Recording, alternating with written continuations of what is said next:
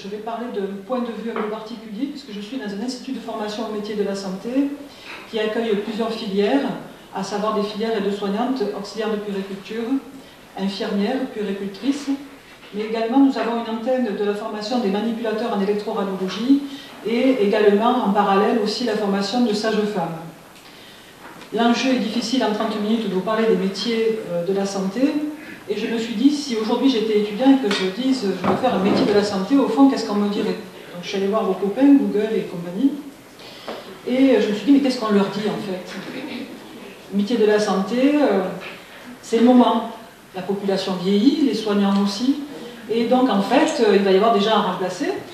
Puis si la population vieillit, les pathologies chroniques, la complexité de la prise en charge, le handicap, la dépendance fait qu'il y aura des nouveaux métiers à mettre en œuvre. Donc c'est le moment, il faut venir vers les métiers de la santé. On dit que certains métiers sont plus tendus que d'autres, infirmières, aides-soignantes, pourquoi pas.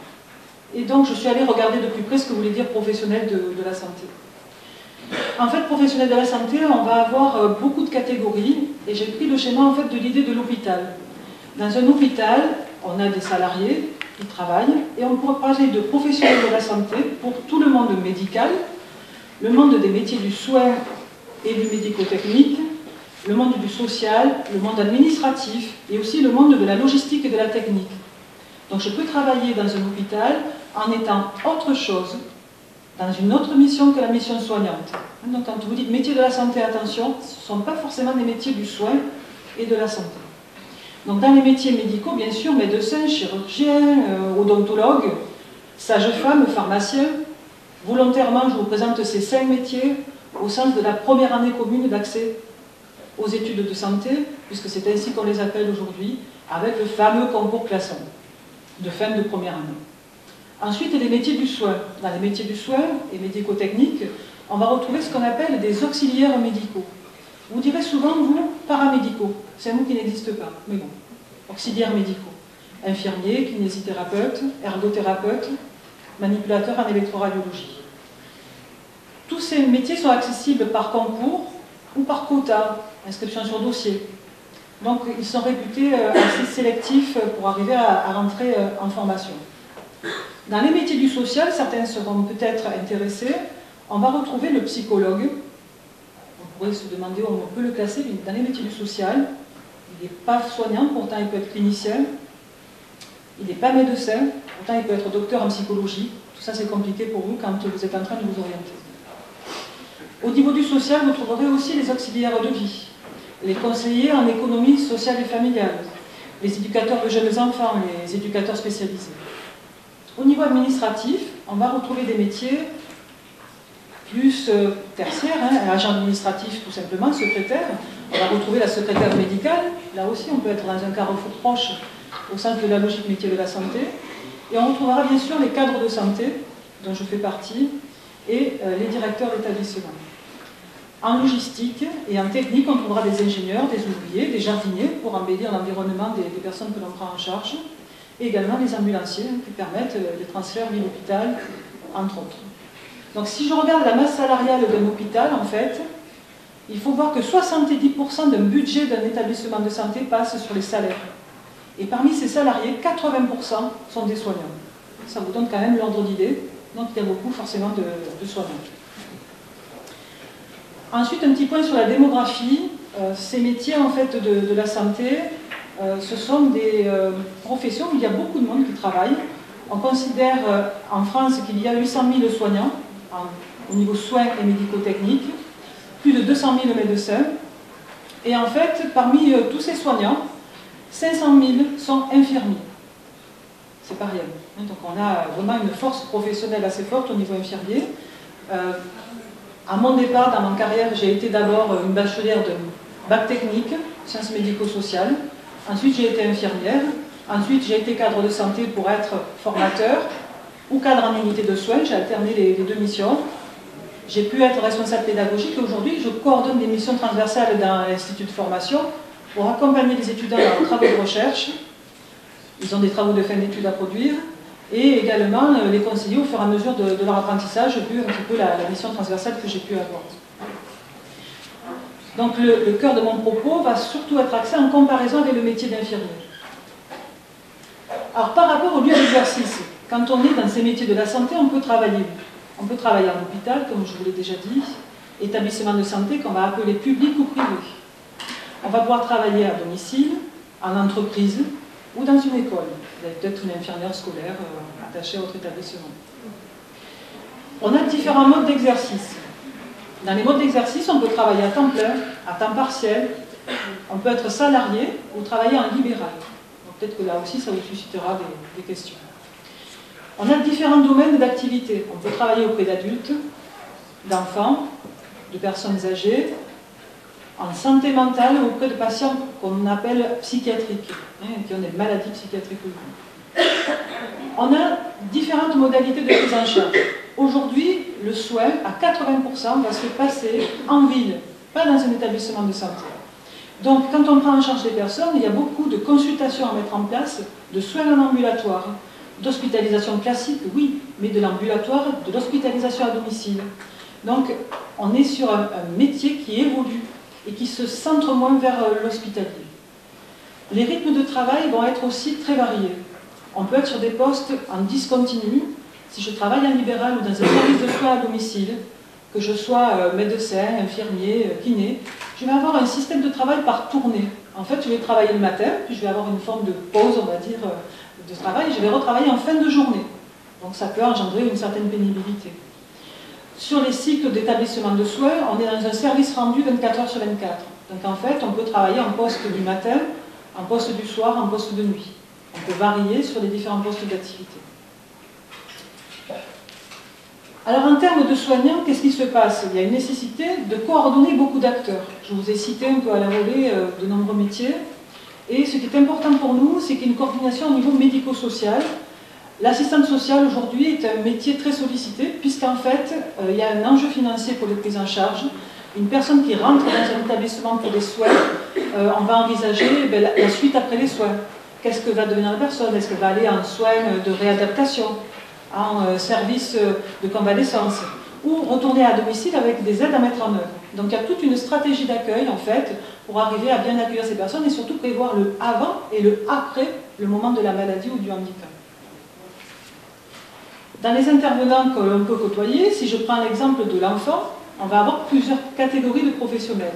Auxiliaires de puériculture, puéricultrices, infirmières, pédiatres, éducateurs jeunes enfants, pour n'en citer que quelques-uns. Au niveau des adultes, je suis dans un secteur de rééducation, je vais retrouver un infirmier, un aide-soignant, mais aussi un diététicien, un ergothérapeute, un kinésithérapeute, des médecins. Donc tout ce monde du soin, de la santé, va devoir surtout se côtoyer et apprendre à travailler ensemble pour qu'il y ait le moins de pertes de temps, on va dire, dans la prise en charge des personnes. Est-ce que ces métiers sont valorisés? Valorisation sociale. On va dire, vu de loin, souvent, on dit que c'est un beau métier, tu as une bonne idée. Vu de près, parfois, les critiques sont un peu négatives. Ce qui valorise aujourd'hui nos métiers, c'est que les métiers de la santé, en particulier les paramédicaux, sont en train de se restructurer sur des formations qui vont vers l'universitarisation. Donc, aujourd'hui, le métier d'infirmier est déjà reconnu sur un grade de licence. Donc on garde la logique formation professionnelle, mais on est sur un système de formation qui va sur l'idée universitaire et on est dans une équivalence de grade de licence. Donc les premières promotions à être sorties, c'est 2012, ce qui veut dire pour vous que ce métier en fait est reconnu Bac+3 et ça veut dire que le salaire aussi va suivre un petit peu, va être un petit peu revalorisé. Donc c'est pareil dans ces métiers de voir que petit à petit, on les met à niveau du niveau de responsabilité qu'ils ont. Ça ne suivait pas trop, il y avait un retard, on va dire, entre la représentation sociale, on va dire, et la reconnaissance de statut et de salaire. Alors ces métiers, ils sont variés, ils sont nombreux. J'ai pris le parti pris de chercher à voir quelles étaient les qualités requises pour aller vers ces métiers. Il faut se représenter que du médecin au chirurgien, à l'aide-soignant, à l'auxiliaire de vie, on est face à des métiers de service. Quand on dit service, en fait, il y a des niveaux de technicité et de responsabilité qui vont être très différents. On rend service, oui, ça c'est vrai. Mais on est dans une situation de professionnel, donc on va acquérir des compétences et on va acquérir un métier. Il ne faudrait pas imaginer que les métiers du soin sont des métiers naturels. Vous êtes une fille à 80%, et on va dire, oh ben oui, c'est normal, une femme, c'est le maternage, elle a l'habitude, à la maison, elle prend soin de tout le monde, un peu de bon sens, et ma foi, on peut être soignant. On l'entend souvent. Pourtant, il va falloir donner du sens aux pratiques. Donc lorsqu'on est soignant et qu'on prend en charge des personnes, qu'on les prend en soin, on doit les aider à se repérer, à s'adapter à ce que pose problème à la personne, sa santé, un handicap, une maladie. Tous les métiers de la santé engagent physiquement et psychiquement. Quels sont les engagements? Je vais vers ce métier, je m'engage à quoi au fond? Un engagement personnel. Quel que soit le métier, il faut avoir une bonne résistance physique et psychique. Alors moi, je ne suis pas un sportif de haut niveau, je ne fais pas de sport dans mes loisirs de façon aiguë. Il n'empêche qu'il faut de la résistance physique, donc ne confondons pas une performance de haut niveau et de la résistance. Il faut de la motivation pour comprendre. Quand je dis ça, c'est dans l'idée de la curiosité et d'avoir beaucoup de connaissances générales pour pouvoir aider l'autre et le comprendre dans toute sa complexité et dans toute la continuité de la vie, jusqu'à la mort. Quand on est soignant, souvent, quand on veut aller vers ces métiers, on oublie qu'il y aura des moments un peu difficiles et des moments un petit peu, au fond, on n'a pas de solution. Avoir le sens du collectif. Alors, comme je vous l'ai dit tout à l'heure, beaucoup de métiers qui doivent travailler au moins en réseau, en interdisciplinarité, en complémentarité. Avoir le sens du collectif aussi, c'est se dire que je travaille pour des personnes dans une société et je travaille aussi souvent en équipe ou en réseau. Donc il faut vraiment aimer quand même travailler avec les autres. On n'est pas tout à fait ermite quand on travaille dans les métiers du soin. Avoir le sens des responsabilités. On a des enjeux importants d'hygiène, de sécurité, de confidentialité. Donc là, on est sur des moments forts dans ces métiers. Avoir un sens pratique. Il en faut des choses, quand même. Donc un sens pratique parce qu'on a des activités manuelles, techniques, assez fines. Également, ce qu'on appelle le sens de l'analyse et de la réflexivité.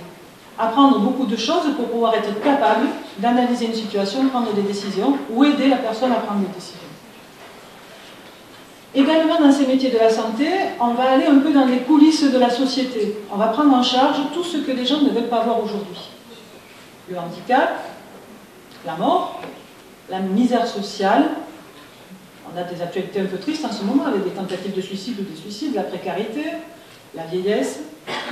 Et également, on peut remarquer pour certains métiers, comme les auxiliaires, puéricultrices ou aides-soignantes, on a des métiers très physiques, plus ingrats, moins reconnus socialement, parce qu'en fait, laver quelqu'un, l'aider à manger, l'aider à s'habiller, c'est pas très valorisé. Certains métiers vont demander un goût plus développé pour les sciences. Par exemple, manipulateur en électroradiologie, sage-femme, infirmier anesthésiste, où là, ils vont être beaucoup plus dans les matières scientifiques, chimie, physique. Donc si on n'aime pas trop ça, c'est sûr que ça va être un peu difficile d'arriver à tenir le rythme des formations et puis du métier. D'autres sont plus axés sur la relation. Par exemple, l'aide-soignant, l'auxiliaire de puériculture, il y a aussi beaucoup de liens, de relations avec la personne. Les infirmiers en psychiatrie, qui ont moins de support de soins réputés techniques. Quand je dis relation, souvent les jeunes disent on est bon en communication. On sait communiquer. Sauf que là, on passe sur le niveau communication professionnelle. Et on est dans une idée surtout d'écouter l'autre, de lui laisser de la place, pour qu'il puisse prendre des décisions pour lui, pour l'aider à formuler ce qui va être bien pour lui. C'est pas si facile que ça à acquérir. Le plus difficile aussi, c'est de ne pas verser vers la compassion. On ne peut pas sauver le monde, et on ne peut pas être aussi triste que des gens qui ont des choses pénibles à vivre. Donc il faut arriver à prendre un petit peu de recul pour pouvoir rester aidant vis-à-vis des personnes que l'on prend en soin. Attention à la frustration. Je veux être soignant, il y aura des échecs. On ne réussit pas à tous les coups. On a des conseils à donner, on va prendre des décisions de souhait, on va pouvoir trouver de bonnes solutions. Mais la personne n'est pas d'accord, elle ne nous suit pas, elle ne veut pas faire ce qu'on lui propose. Donc ça peut être assez frustrant. Donc bien sûr, il faut éviter l'idée de toute puissance. En effet, on est dans des métiers où on a accès à l'humain. L'humain est très complexe. L'humain, en fait, il est raisonnable, mais il est surtout passionné. Donc plus on lui dit de faire quelque chose, plus il dit oui, mais il n'y arrive pas en fait. Faites attention à ça. Enfin, vous connaissez mieux que moi les discours de prévention, sécurité, qu'elle soit routière ou sanitaire. Ben, on sait ce qu'il ne faut pas faire. Mais pour arriver à le faire, c'est difficile. Donc il faut bien faire la part entre un idéal et une réalité. On est dans des métiers qui sont tout de même difficiles. Il faut rester réaliste pour ne pas être trop frustré. Si je pense que je vais avoir beaucoup de moyens, faire beaucoup de choses et que tout va réussir, ben, au fond je vais vite me décourager parce qu'il y a beaucoup de travail à faire et les moyens ne sont pas toujours à la hauteur de ce que l'on espérerait faire. Donc c'est important d'avoir un petit peu cette relativité. Alors, quelles sont les perspectives aujourd'hui pour ces métiers de la santé? Comme je l'évoquais au départ, déjà on a un système d'entrée dans les études de santé au niveau médical avec un concours classant. Donc l'idée qu'on peut aller en première année de médecine, avoir des choix à faire pour 5 filières de métiers, je le rappelle, médecin, odontologue, pharmacien, et également on va avoir donc bien sûr la maïeutique, pour masculiniser le métier de sage-femme. Toutes ces filières-là vont devoir passer par un concours classant. La 5e filière, paradoxalement, on vient d'avoir un changement de texte. On peut imaginer que les fameux reçus collés des facs de médecine auront une voie, on est en train de la mettre en place, un peu spécifique pour les concours d'entrée dans les écoles paramédicales. Donc au niveau des instituts de soins infirmiers, on va être sur la première année où on devrait avoir une quote-part réservée à des personnes qui ont réussi toutes leurs unités d'enseignement de la première année de médecine et qui auraient une voie un petit peu spécifique pour se réorienter, par concours quand même, mais un concours spécial, vers la filière infirmière. Dans les évolutions également, je vous ai dit, la licence est mise en place pour les infirmiers, elle est à mettre en place pour tous les autres métiers du soin. Les manipulateurs radio sont en train de faire leur réforme et mettre en place cette licence. Les autres métiers du soin vont également passer sur le système qu'on appelle LMED, licence master doctorat. Qui dit master dit développement de spécialités qui vont progressivement, elles aussi, être validées en niveau Bac+5. Également, on va être dans des zones où on va créer ce qu'on appelle des métiers intermédiaires. Aujourd'hui, les spécialités, au niveau des soins, on retrouve infirmière puéricultrice, infirmière de bloc, infirmière anesthésiste.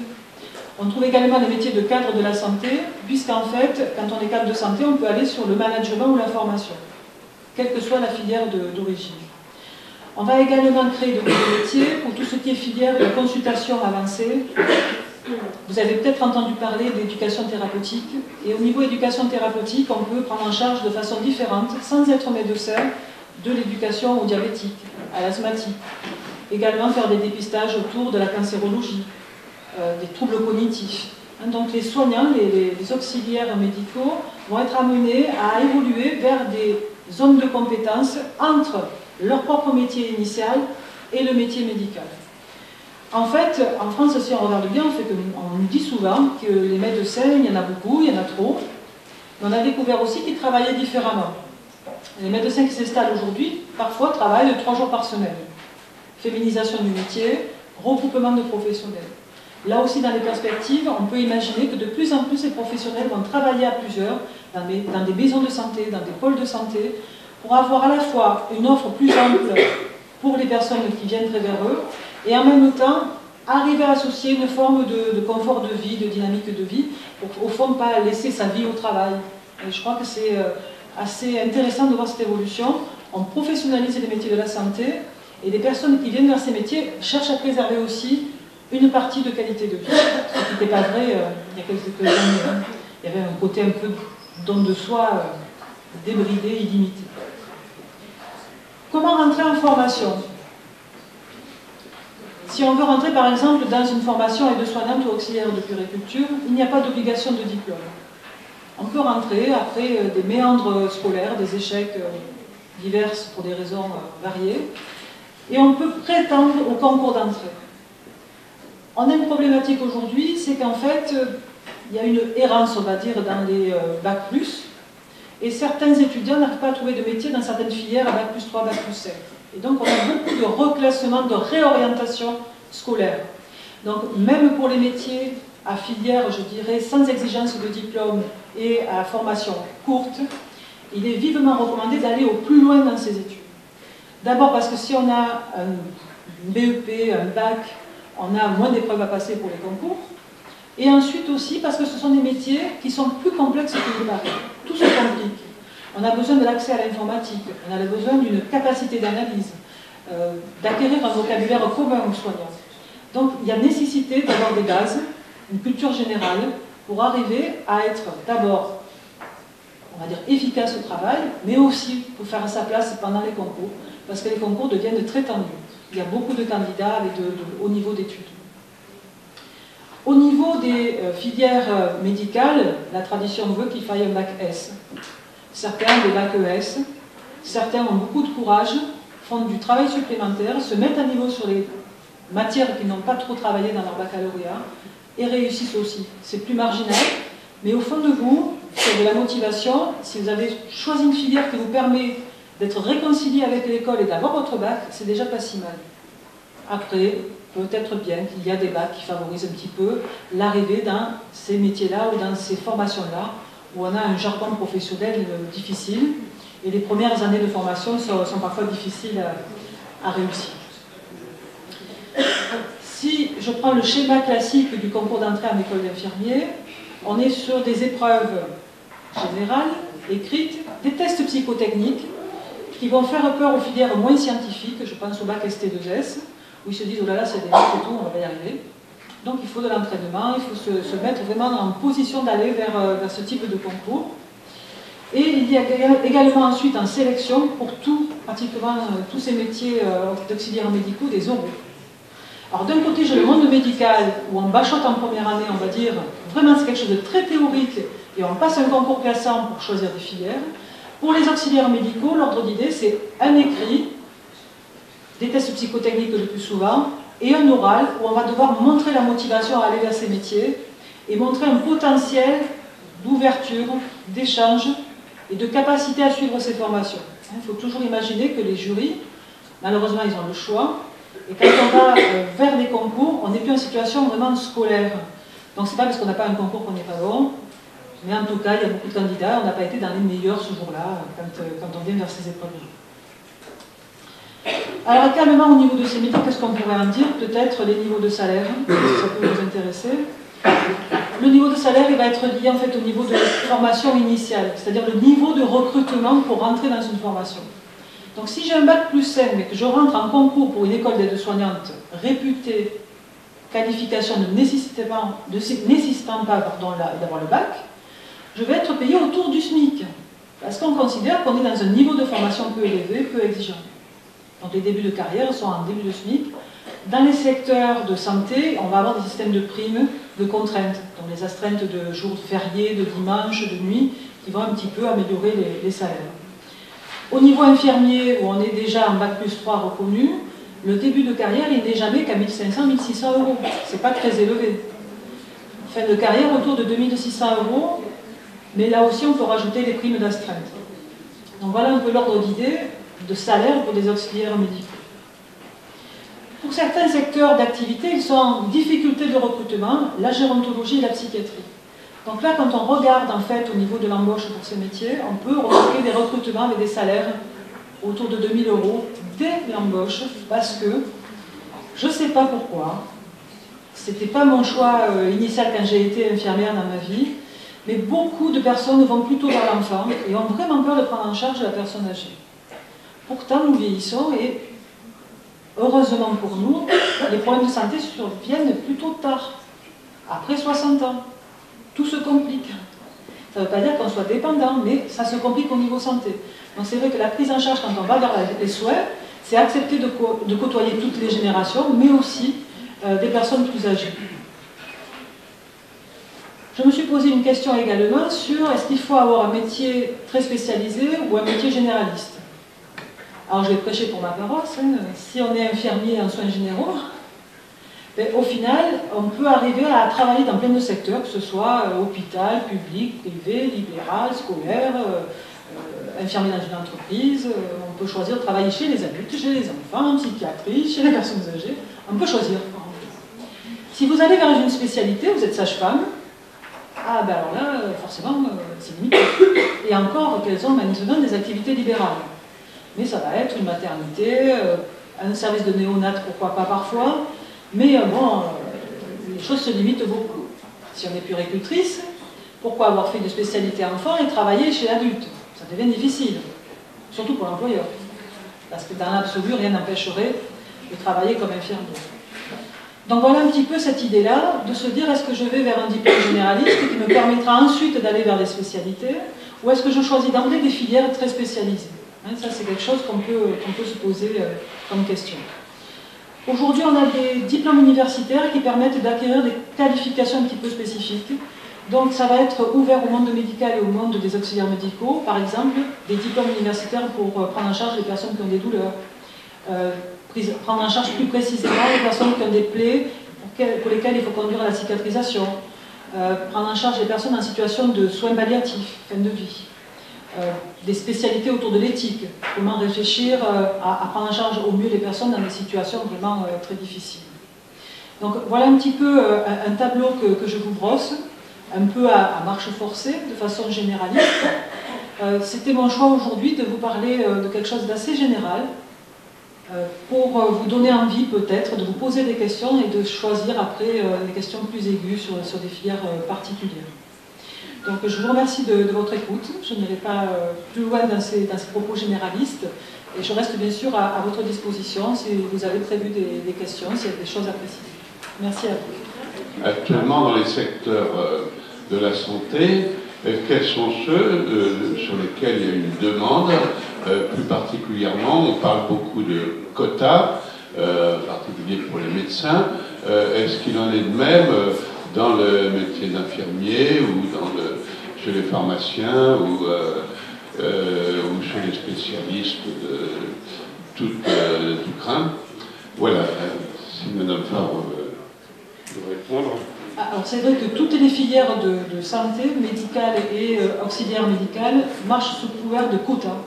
Alors pour les médecins, on parlera médecins, pharmaciens, sages-femmes et odontologues, on parlera de numerus clausus, avec le fameux concours classant où je peux avoir de très bonnes notes et ne pas rentrer dans le tiercé gagnant. Alors que pour les autres filières, en fait, on a des autorisations par le ministère de la Santé ou l'Éducation nationale pour certaines filières, on est autorisé pour un nombre de places.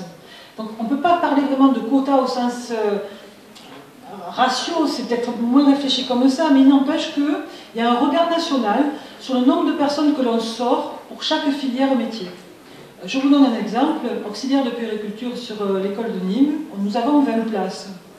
Aujourd'hui on se rend compte que 20 places c'est pas beaucoup parce que nous avons 600 ou 700 candidats chaque année à ce concours pour cette école, et pourtant on sait qu'en employabilité, c'est pas un métier porteur aujourd'hui. Ça veut dire que le quota correspond bien à une demande au niveau de l'emploi.